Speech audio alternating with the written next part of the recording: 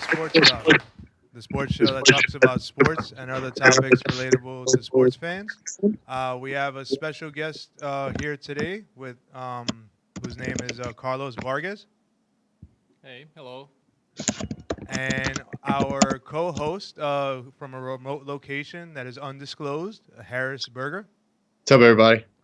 All right, so we are going to jump right into the biggest game of the year, which was the Super Bowl that happened this past Sunday, where the Tampa Bay Buccaneers became football champions of the world, beating the Kansas City Chiefs. So, Harris, what did you see in the game? What did you? What are your thoughts on it? Everything I said that was going to happen in last week's show happened.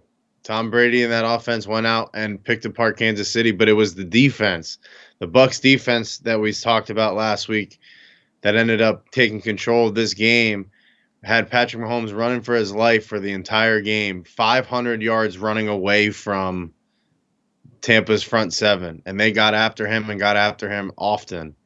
And they caused a lot of havoc. He couldn't get into a rhythm. Receivers, no touchdowns in the game. I think this was one of the first times in his career he's been held without a touchdown in a game.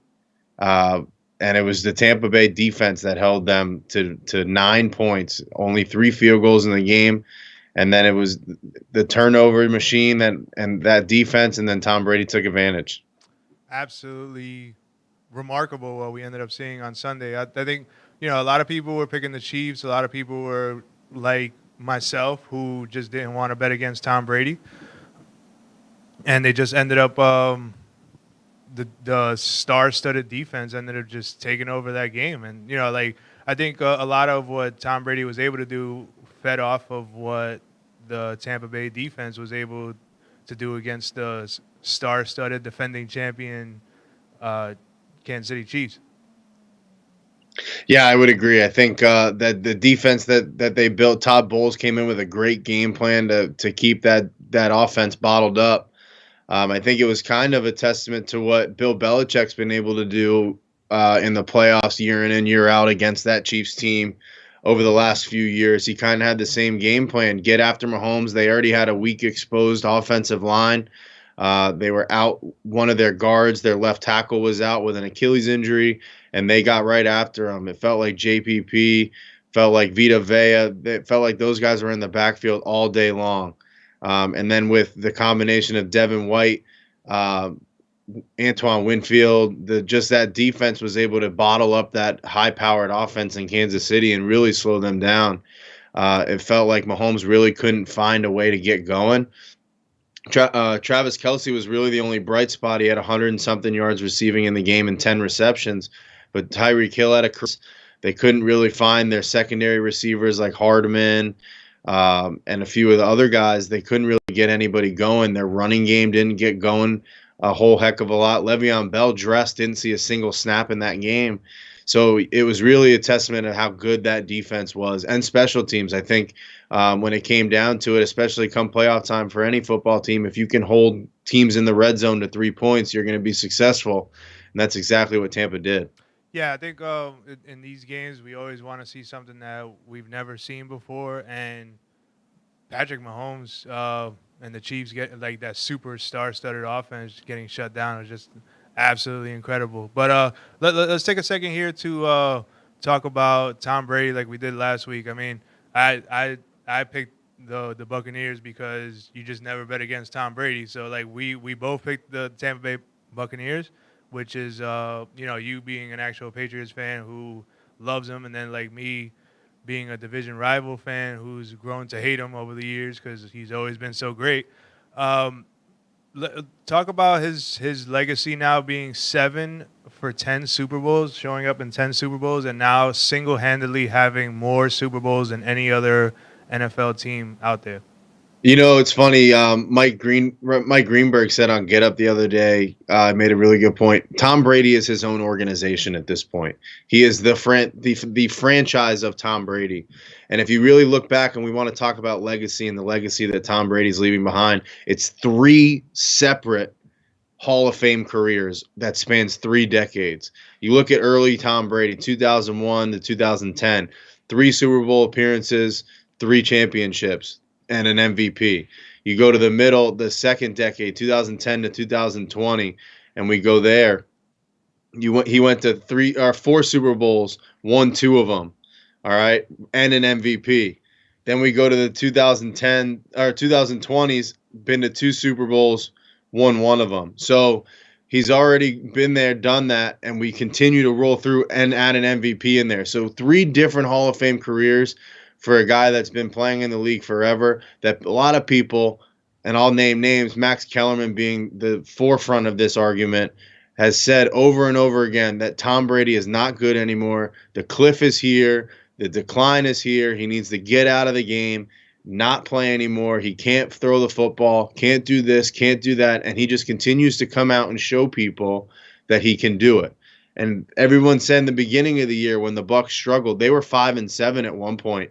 Or they were 7-5 at one point, and the tale was Tom Brady can't throw the deep ball anymore. He can't throw it. He can only check down to his running backs, check down to some short receivers on short routes. He can't throw over the middle anymore. He can't throw it deep down the sidelines. And he changed that whole thing around. They went undefeated from that point on. He's the first quarterback ever to go through 3 separate Super Bowl MVPs to win a Super Bowl. He did it going through Drew Brees, Aaron Rodgers, and Patrick Mahomes, 3 guys that are arguably all future Hall of Famers. Definitely Rodgers, Brees. We'll see kind of what this does to Mahomes' legacy moving forward, and how he responds. But I think that there's no question about it at this point that people can make an argument that he's not the greatest player to ever play football at any position.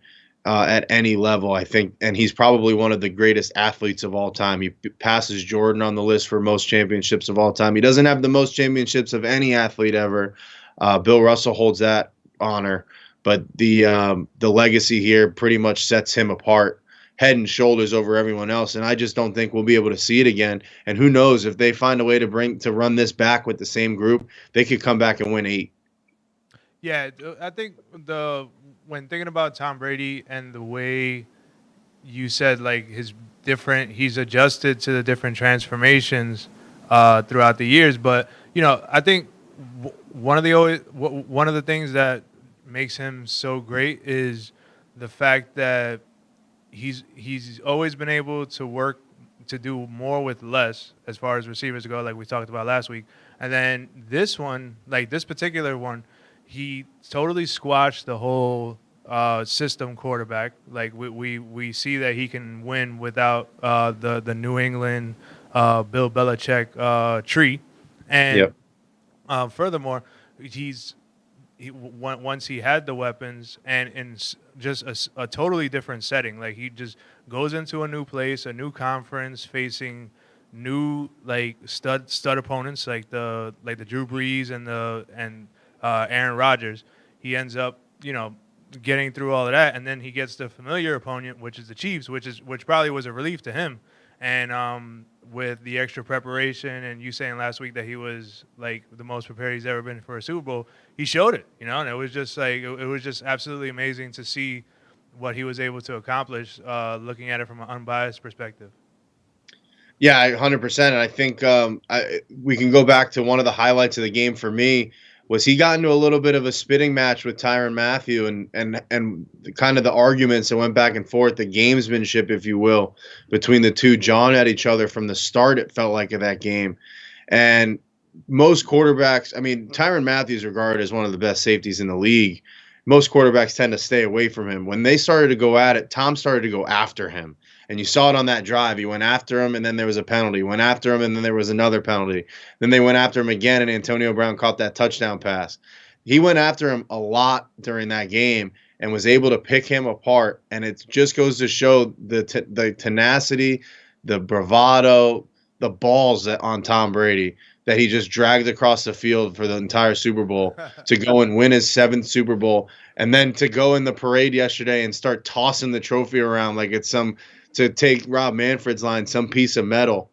So it was a fun game to watch until about the 4th quarter when things started to slow down, when the game was pretty much in hand, you could see.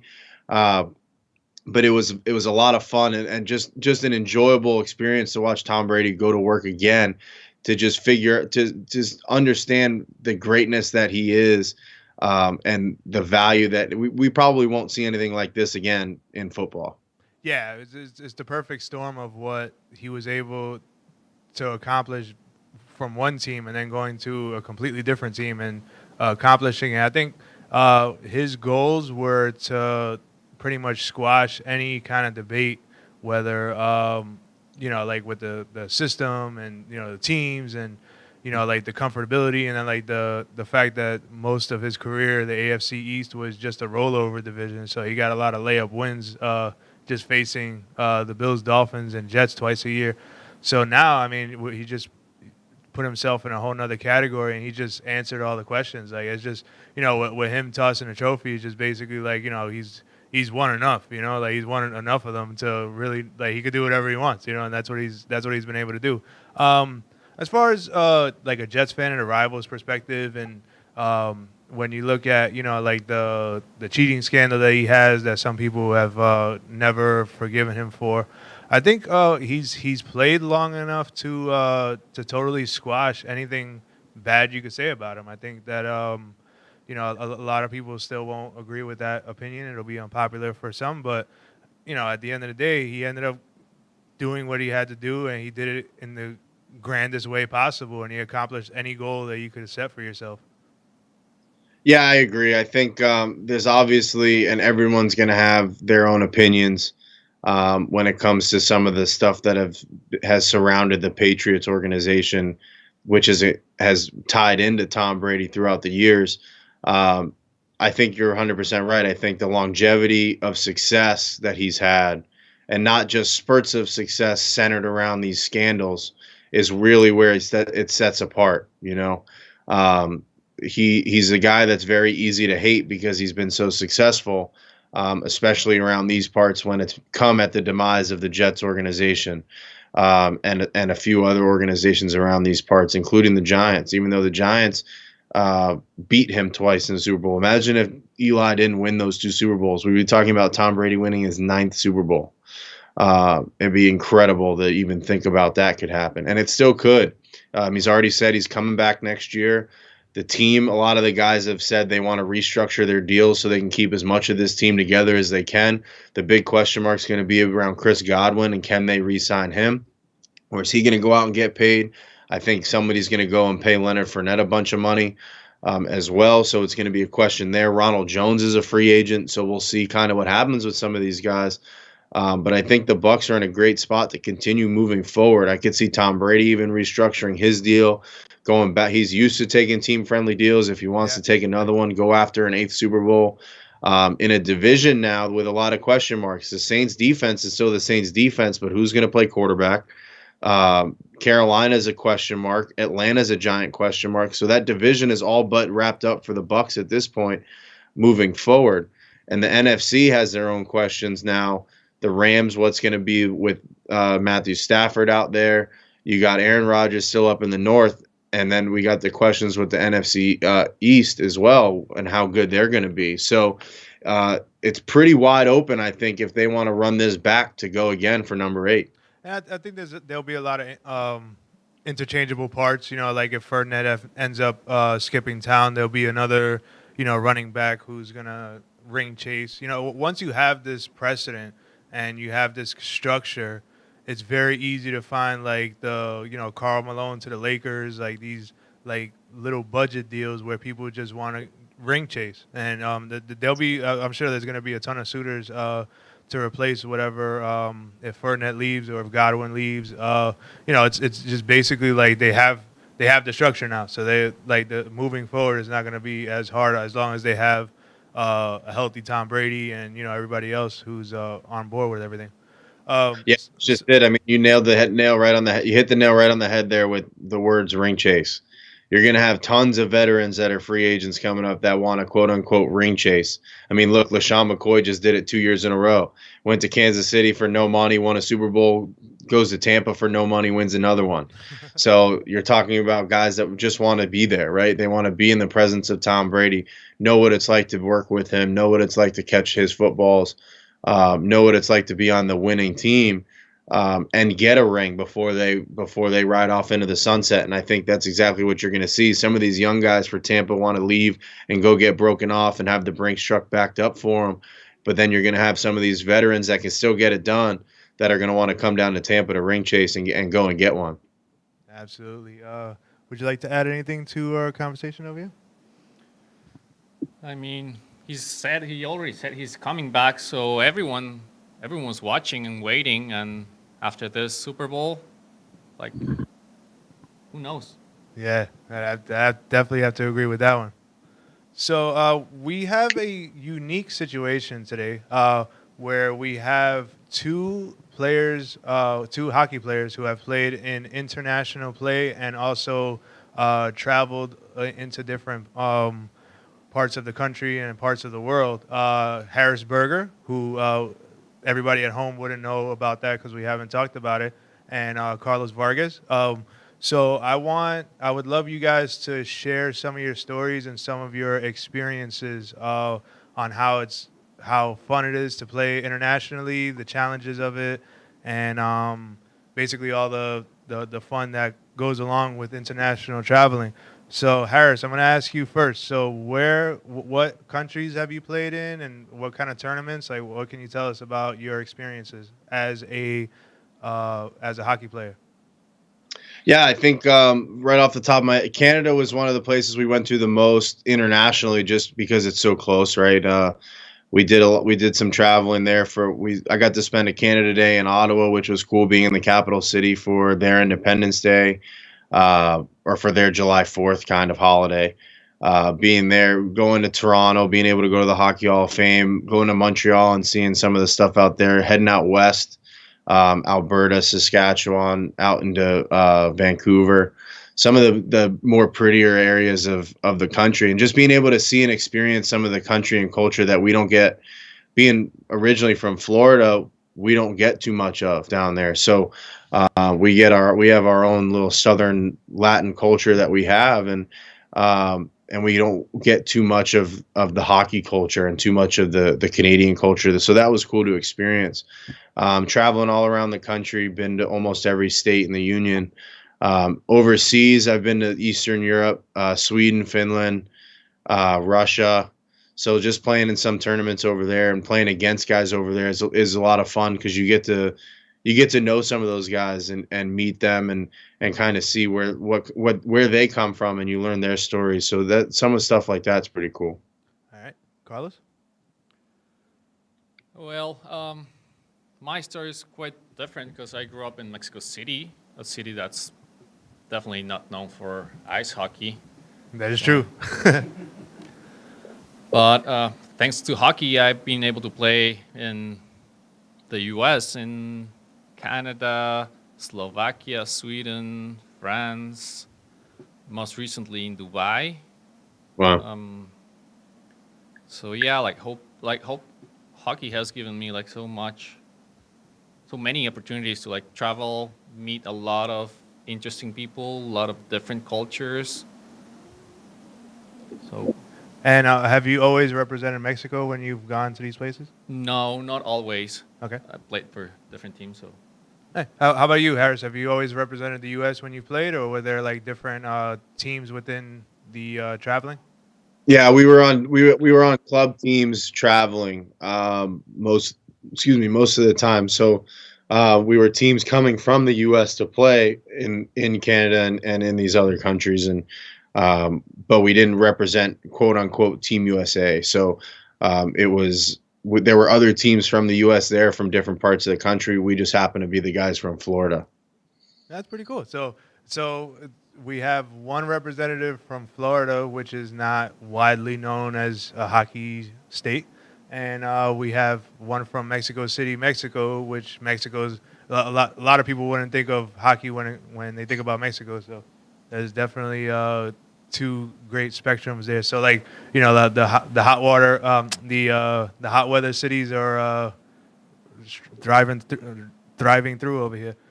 So what was your most fun experience traveling, or what country you've been to, Harris?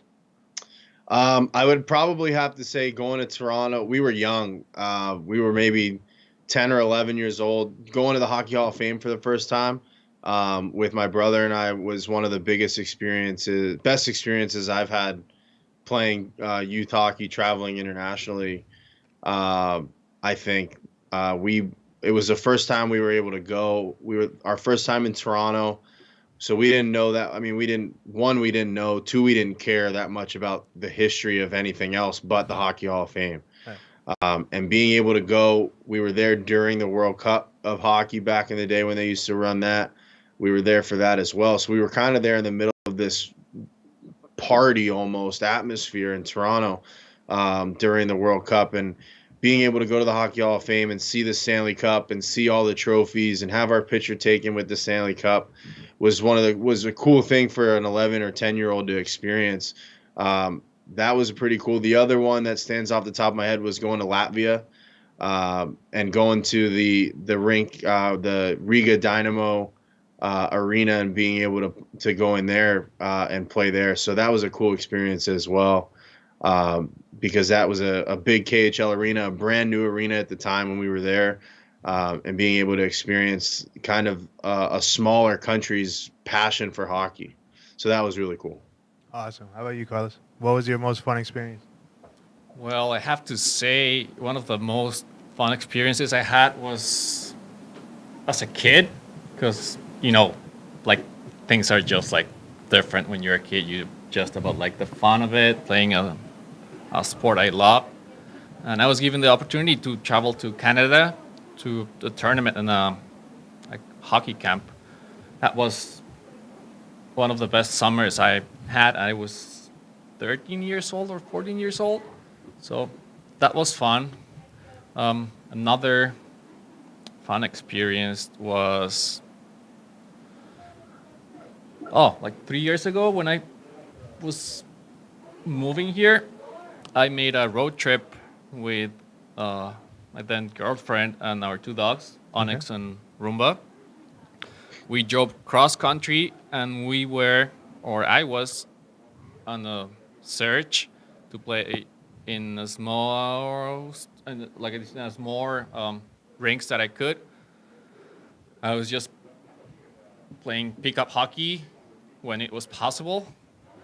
I played in Minneapolis, Arizona, Colorado. It was a fun trip. So you went cross country, and in the places that you stopped, you played open hockey in those states. Correct. That's pretty fun. So Yeah. roughly, how many did you play in? About 10 or?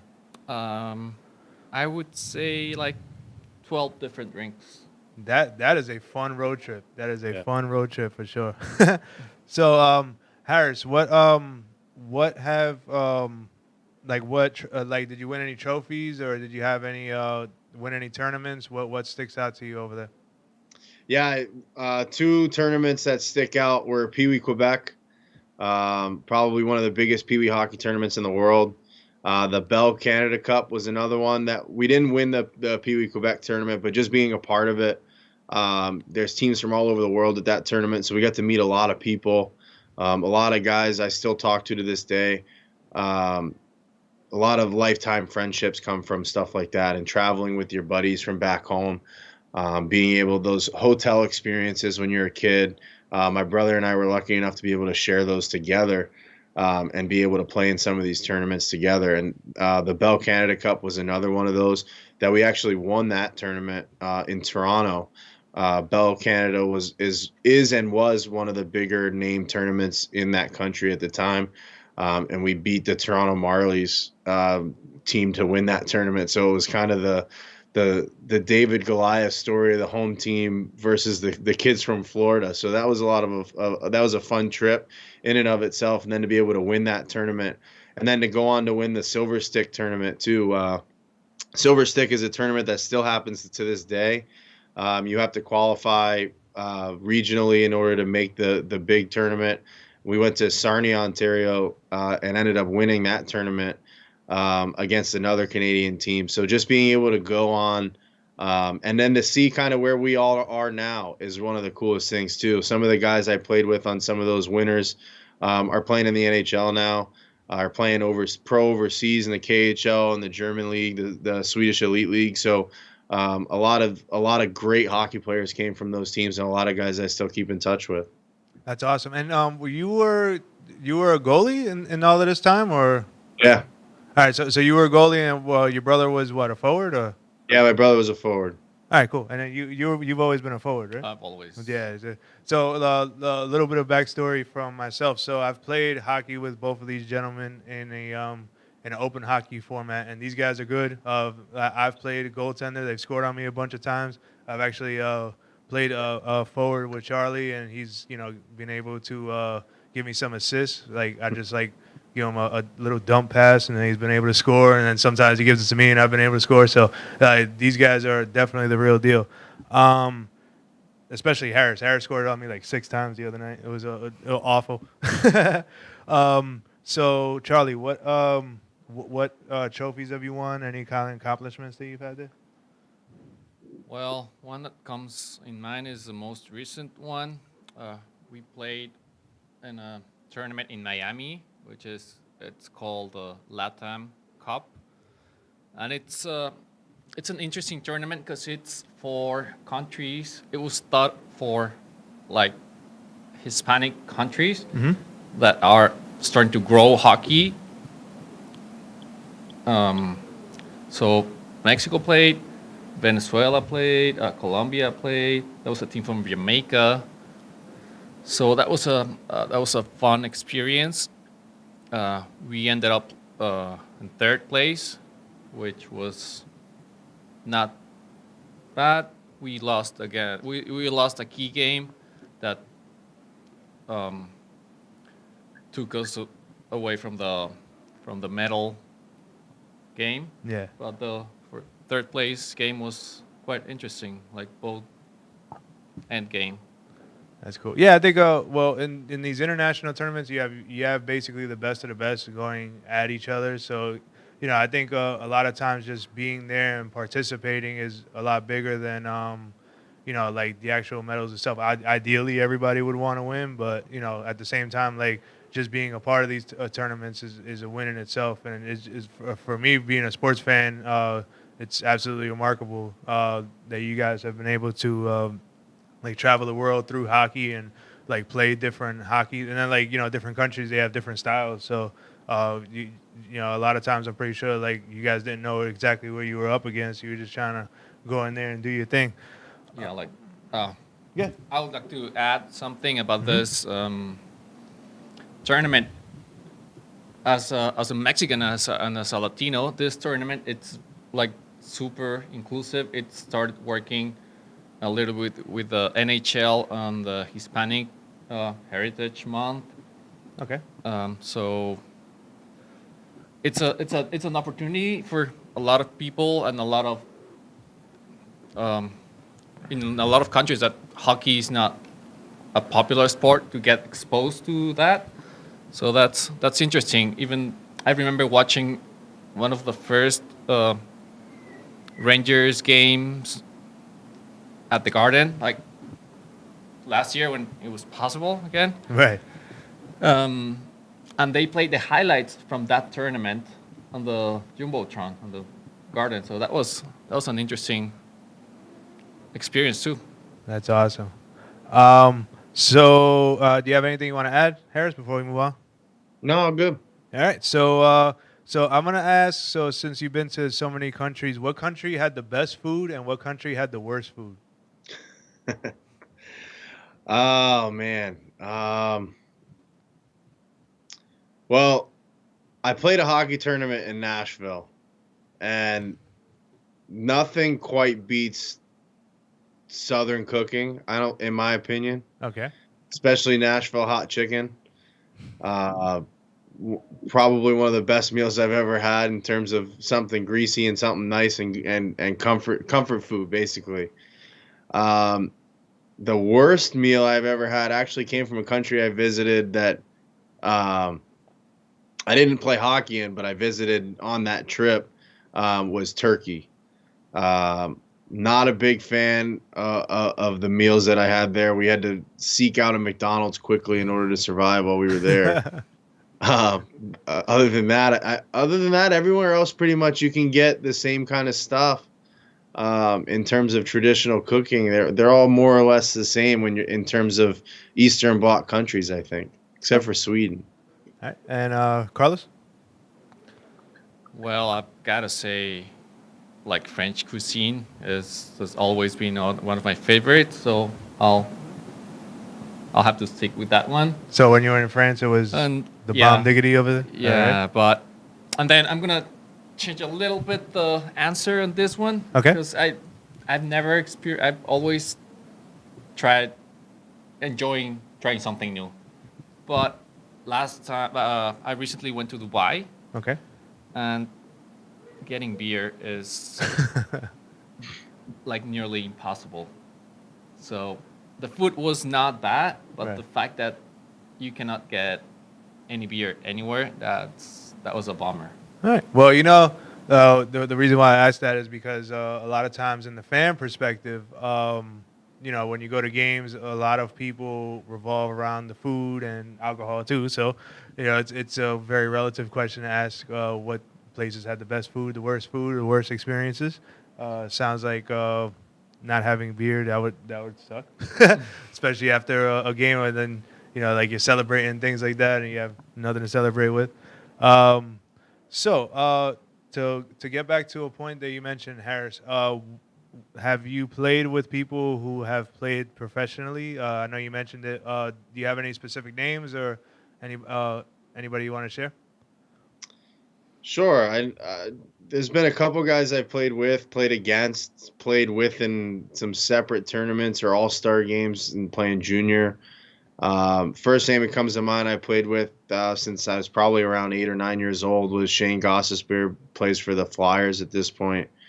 Right now, Shane and I played together probably from the time we were 9, probably until the time we both left Florida at about 14.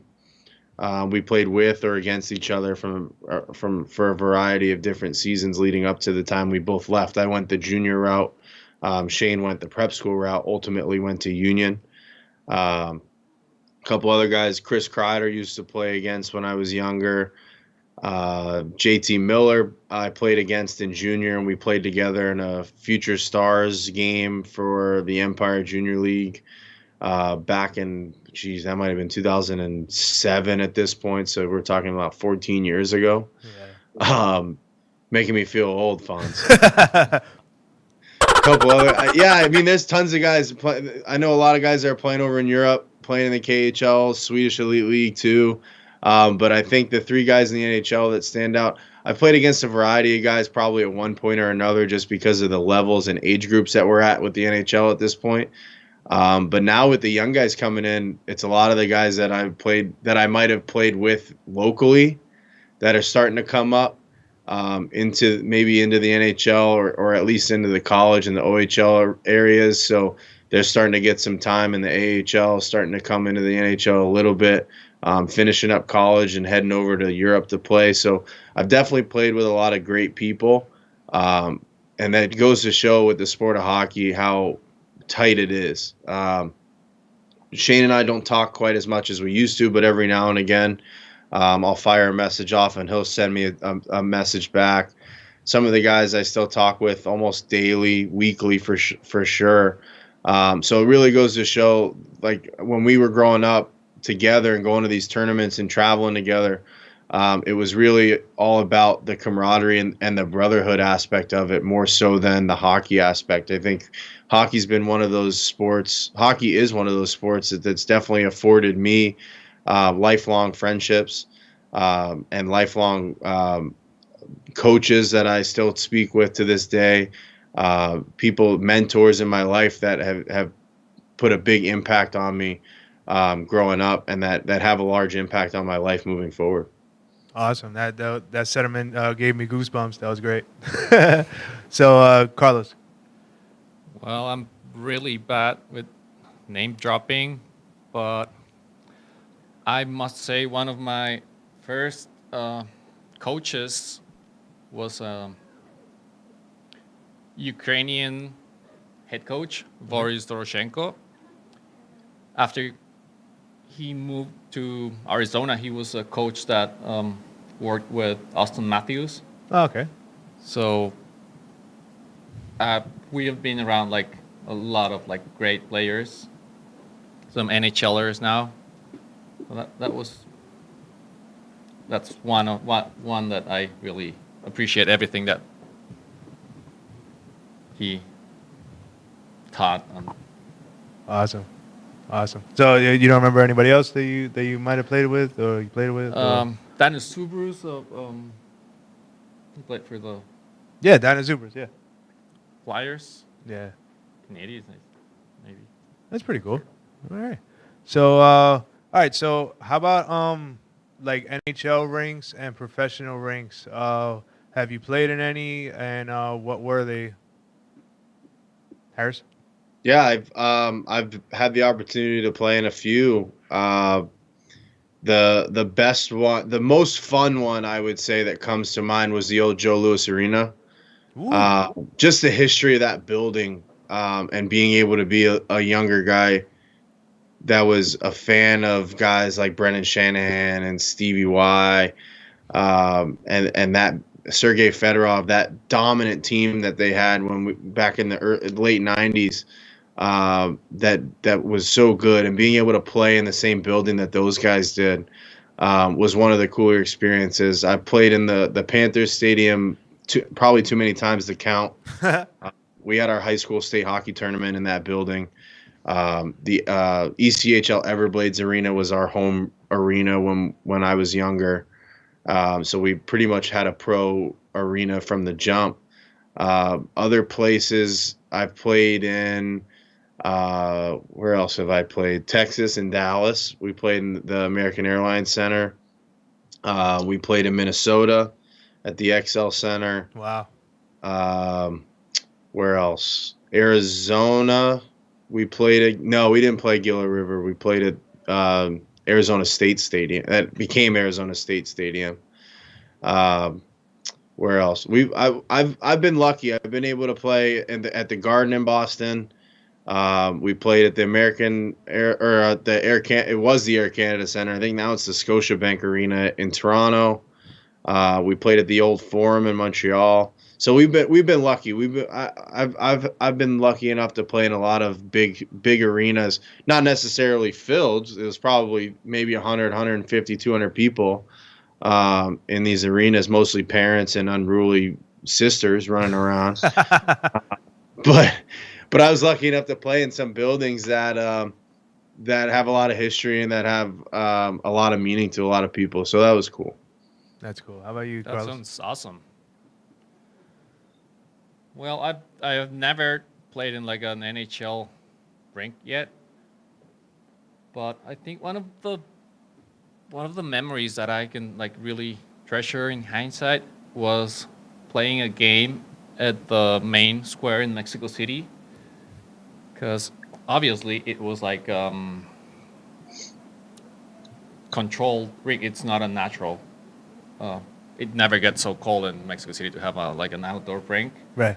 So having one in such an important place like downtown in the main square of Right. one of the biggest cities in the world was like felt like coming back home from. So yeah. Well, it's the NHL is easy nationally, but in Mexico, you're saying that you basically played in like an NHL arena that would be based in Mexico, right? Correct. Even I played. Now that Harris was talking about Florida, I played at the Panthers facility too. That's cool. And internationally, did you play in like big city arenas and places that would be equivalent to like an NHL arena, but in that specific country? Yeah. Like for example, Slovakia, the rink is pretty. The city is super small. It's called Trenchin. Marian Gaborik is from that city. Right. Marian Gaborik hosts Chara. All right. So, and I'm playing or practicing in that rink, which is Marian Gaborik's rink. Is it really? Mhm. Oh, that's cool. Well, a lot of the locals know Marion Gabrick, a former New York Ranger. So, any places like internationally, Harris, that you've been to that would be like an NHL arena, like to that specific country? Yeah, the Riga Dynamo Arena in Latvia, in Riga, Latvia, is a KHL arena. Beautiful, beautiful rink. Rivals a lot of the NHL rinks here, um, in terms of the facilities it has. Ice quality was a little shaky, but the rest of the building was beautiful. We were also there late spring, so they probably had just gotten the ice back down or was getting ready to pull it up. So, uh, but we were lucky enough to be able to jump on for a little bit, so that was good. All right, that's awesome. So, can you tell us individually, like, and where you were the greatest game that you've had as a player, and then basically any stories that you have around this. So, where you were and how you performed in the game. Oof. I know it's a tough one. I'm sure you have a lot of memories to pick from. Yeah, exactly. That's literally what it's trying to do, is trying to pull a needle out. Well, I mean, Uh, you could say two. He's okay.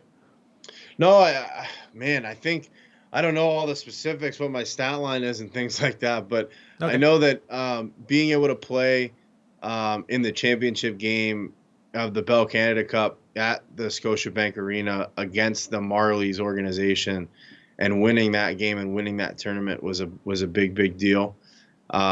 Another one off the top of my head was we had a team of just it was an all tournament bound team. Every kid was from Florida, born and raised, and we basically parents would drive us 2 hours to practice on the weekends, and then we would travel 2 weekends every month. So every other week would be practice, every other week would be traveling. And we would fly to and from Boston, and we ended up playing in this tournament in Boston. Um, and we rolled over everybody, um, and won that tournament. And I think that tournament stands out loud to me because one, that coach, who actually passed away a couple years ago, was one of the coaches that had a big impact on my life. And then the kids that I played with on that team are still some of my best friends to this day. My brother and I played on that team together, and we had our parents would be able to travel with us, stay with us all weekend. We were able to. That was where it was actually that team and one of the teams really early before that where I fell in love with Boston sports. Um, so I think it's not necessarily one game or one tournament, but it was the culmination of it, winning that tournament. I actually still have that tournament trophy my coach gave to me after we won that tournament. Is still hanging in my parents' house. So that was a big one, I think, in terms of where we of a lasting memory and a lasting impact. That's awesome. How about you, Carlos? Well, I got a little heads up on that question because it's hard. Like from all those memories, Well, you're like a natural goal but scorer, so you've scored a lot of goals, I'm sure. So, well, remember I was leading the team on that tournament in Miami. So I guess it's hard, like keeping track on stats. yeah, So, but that was one of the most recent ones.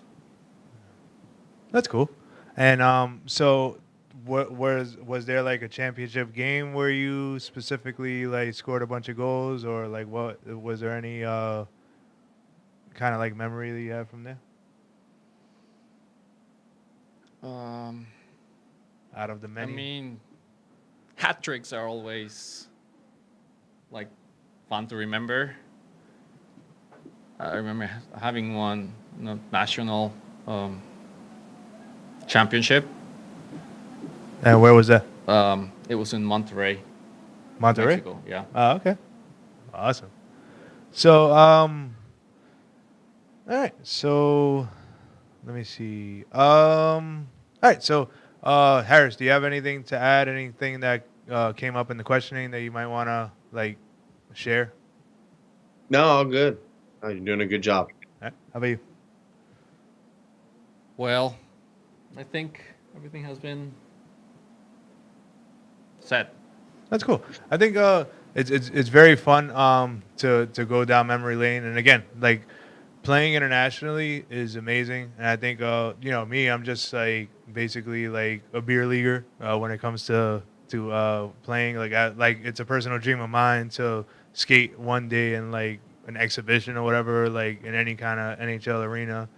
Even if it's like the Barclays Center at some point, I wouldn't care exactly where it is as long as it's like NHL ice. Because I gotta imagine playing on the NHL ice or the biggest like NHL type arena in these cities would be like the top of the line ice, because you go to different places and like the ice quality is not as great as the other places, and I gotta imagine that playing in the like top notch conditions and being at your absolute best would be like the best way to go.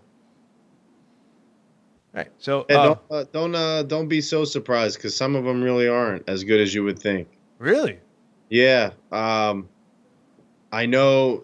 I don't know from personal experience, but from talking to people who have played on it, MSG actually doesn't have very good ice in relation to other rinks around the NHL. The Panthers arena, I've always enjoyed the ice there, but as a goalie, it's a lot different than what a skater might like. So you might have a little bit of a different opinion than I will. But I've always enjoyed their ice. But yeah, you're 100% right. I mean, the facilities just in general, when you go to some of these buildings, are mind blowing in terms of some of the rinky-dink barns, legit barns that I've played in. And then you go to some of these NHL or bigger arenas and how nice they are. So you really get to see the difference. Anything you want to add, Carlos? Yeah, I agree with Harris on this one because one of the best ice I've ever experienced was a little barn rink in Penticton, Kelowna, in Canada. It's just Yeah. like a small rink. It's not a small town, but the ice was like fantastic. Awesome. So we actually have a fan question come in. So Harris, I'm going to start with you. What did you take away from playing in the independent hockey? I learned a lot of qualities of life that I take with me: leadership, teamwork, all the. We could go through the whole list of all of the different things, but I think I mentioned earlier in the show it was the friendships and the bonds that I was able to make with a lot of guys that I'm still really good friends with to this day. Some guys that I talk to daily, some guys I talk to weekly, monthly, guys that are going to be in my wedding, guys that are going to be coming to my wedding. I'm going to be in their wedding. So, and these are guys I've been friends with since I'm 5, 6 years old. Playing hockey, you learn and you spend so much time with them on the road. Uh, I was lucky enough to play junior hockey too, where it was a lot of bus rides, long bus rides, 10, 12, 15, 16-hour bus rides. So you got to find ways to pass the time, and you really get to know each other, and the friendships and the bonds that you build with some of these guys, you don't get really from, I would think, guys that don't play this sport. It's just something that's a little bit different about hockey players and the way that they act and the way that they carry themselves. Just really makes it so it's a bond that really can't be broken at that point. Like, even if it's a guy you haven't seen in years, or a guy you haven't talked to in a couple of months or years, you see them at the rink, or you shoot them a text just to say hi, and all the memories, just like today, have just start flowing back. Hey, do you remember this story? Do you remember this story? So you get a lot of that, and if you pick up right where you left off with some of these guys, and that's some of the best parts. Awesome. What do you have to add today, Carlos?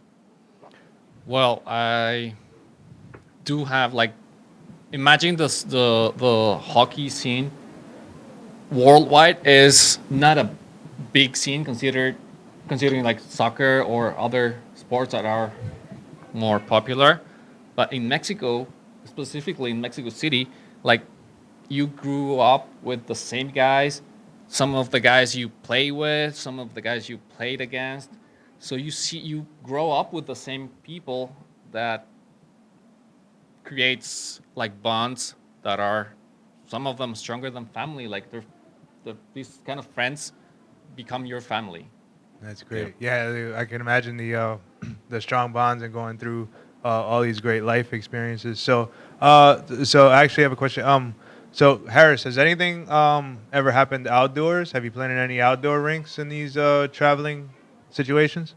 Not in an organized setting. One of the actually that brings back a funny memory. When we went to that tournament in Ottawa, there's a river that runs through Ottawa, and we were able to skate on it, not in a fun way. We lost the game in that tournament, and didn't play very good. And our coach bag skated us up and down this river for an hour and a half to 2 hours. So we got to do that, and then when we were in Toronto, we got to play like pickup pond hockey, like kind of an organized thing that the tournament had set up, but we didn't play like a setup game with refs against another team. We were kind of just out playing shinny hockey with everybody that was out there. That's pretty cool. How about you, Carlos?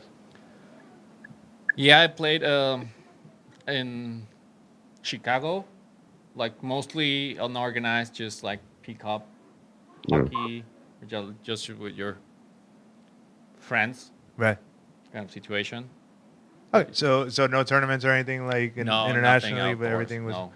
So you're have you ever played on like a lake or like frozen water, like something that wouldn't be there in like the summertime kind of thing? Yes, I've skated on Lake Placid. Okay. I think that's about it for outdoors, because other rinks are like, even it's outdoors, it's man-made. Cool. And so just to touch on, so you played professionally in Sweden, right? Or like you played in like No, like the leagues are were semi-pro. That's in Mexico City. It's semi-pro. Pretty cool. Pretty cool. All right. So that'll do it for our show this week. Thank you very much, Carlos Vargas, for joining us. And as always, Harrisburger. Thanks, everybody. All right. LDM Radio Sports Talk. My name